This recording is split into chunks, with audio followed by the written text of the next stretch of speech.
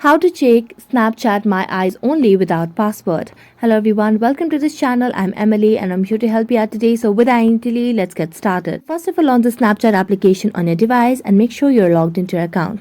Now tap on this gallery icon over here beside the camera and then select on the My Eyes Only option. So as you tap on My Eyes Only, here you can see there are four numbers that you need to enter as a passcode. So if you forgot the password, what you can simply do is tap on this option at the bottom right corner of the screen. Here you have three options: change passcode, forgot passcode or cancel. So I'm going to tap on forgot passcode and here you have to enter your Snapchat account password.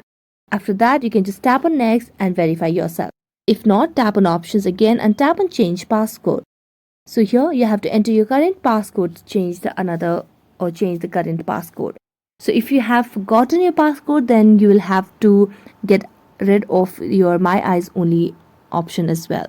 You'll not be able to get the access to My Eyes Only. So you'll have to just create new account or just go back and get rid of all these memories.